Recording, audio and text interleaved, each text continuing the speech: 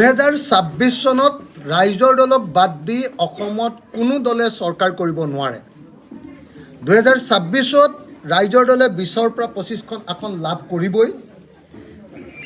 কোনো দলে যি দলে চৰকাৰ গঠন কৰিব বিচাৰে সেই দলে হয় ৰাইজৰ দলৰ সহযোগিতা ল'ব লাগিব, নহ'লে ৰাইজৰ দলক সহযোগিতা কৰিব লাগিব। কোনো দলে 2026 চনত ৰাইজৰ দলক বাদ দি কেতিয়াও নিৰ্বাচিত হ'ব নোৱাৰিব। দ্বিতীয় কথাটো হ'ল যে ৰাইজৰ দলৰ প্ৰতিজ্ঞা, ৰাইজৰ দলৰ সংকল্প হ'ল আমি হিমন্ত বিশ্ব শৰ্মাৰ নেতৃত্বাধীন বিজেপি চৰকাৰক পৰাভূত কৰিম। হিমন্ত বিশ্ব শৰ্মাৰ হিন্দুত্ববাদী চৰকাৰখন বিজেপিৰ হিন্দু সাম্প্ৰদায়িক চৰকাৰ আৰু AIDFৰ বদৰুদ্দিন আজমলৰ মুছলমান সাম্প্ৰদায়িক চৰকাৰ দল, এই দুইটা দলকে আমি ব্ৰহ্মপুত্ৰত উটুৱাই দিম আৰু 2026 চনত আমি এখন ধৰ্মনিৰপেক্ষ আৰু গণতান্ত্ৰিক চৰকাৰ গঠন কৰি অসমৰ সকলো জাতি ধৰ্ম বৰ্ণৰ মানুহক ন্যায় প্ৰদান কৰিম আৰু অসমত শান্তিৰে উন্নতিৰ প্ৰগতিশীলতাৰ দিশত আগবাঢ়ি যাবৰ কাৰণে আমি যত্নবান হ'ম। আমি যদি সঁচাকৈ 2026ত চৰকাৰ গঠন কৰিব পাৰোঁ বা চৰকাৰ গঠনত সহযোগিতা কৰিব পাৰোঁ, তেতিয়াহ'লে 5টা কাম আমি কৰিম। 1 নম্বৰ, 5 বছৰৰ ভিতৰতে অসমৰ সকলো পথাৰত পানী যোগান দি বছৰৰ সকলো সময়তে খেতি কৰাৰ ব্যৱস্থা কৰিম।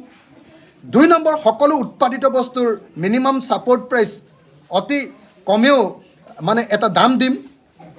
3 নম্বৰ, আমাৰ ব্যৱসায়বিলাক অসমৰ স্থানীয় মানুহৰ হাতলৈ আমি আনিম, যিবিলাকে অসমত স্থায়ী বাসিন্দা তেওঁলোকৰ হাতলৈ আনিম। 4 নম্বৰ, অসমৰ প্ৰতিখন গাঁৱে গাঁৱে সৰু সুৰা ইণ্ডাষ্ট্ৰী ক্ষুদ্ৰ উদ্যোগ প্ৰতিষ্ঠা কৰি অসমৰ প্ৰত্যেকজন নাগৰিকক আমি কৰ্মসংস্থাপন দিম। আৰু 5 নম্বৰ, অসমক এখন পৰ্যটন ৰাজ্যৰূপে গঢ়ি তুলি অসমৰ প্ৰত্যেকজন মানুহৰ পাৰ কেপিটা ইনকাম, প্ৰত্যেকজন মানুহৰ গড় জনমূৰি আয় আজিৰ দিনটোত 1,20,000 টকা হৈ আছে, সেইটো অতি কমেও আমি 10 লাখ টকালৈ আগবঢ়াই লৈ যাবৰ কাৰণে, পাৰ কেপিটা ইনকাম 10 লাখ টকালৈ আগবঢ়াই লৈ যাবৰ কাৰণে আমি চেষ্টা কৰিম। এইটোৱে হ'ল আমাৰ ৰাইজৰ দলৰ প্ৰতিশ্ৰুতি, এইটোৱে হ'ল সংকল্প। আৰু সেইকাৰণে আমি কৈছোঁ যে যোৱা 75 বছৰত কংগ্ৰেছক ভোট দিলে, 75 বছৰত AJPক ভোট দিলে, 75 বছৰত BJPক ভোট দিলে, 75 বছৰত আপোনাৰ জনতা দলক ভোট দিলে, 75 বছৰত CPI CPMকো ভোট দিলে, কোনো দলেই সমস্যা সমাধান কৰিব নোৱাৰিলে। এবাৰ ৰাইজৰ দলক বিশ্বাস কৰি চাওক, এবাৰ অখিল গগৈৰ ওপৰত আস্থা পোষণ কৰক, আমি এখন নতুন অসম দিম, প্ৰত্যেকজন মানুহকে কাম দিয়া, কৰ্মসংস্থাপন দিয়া এখন নতুন অসম দিম, য'ত নিবনুৱা বুলি কোনো এজন মানুহ অসমত নাথাকিব। 2026 চনত ৰাইজৰ দলক বাদ দি অসমত কোনো দলে চৰকাৰ কৰিব নোৱাৰে।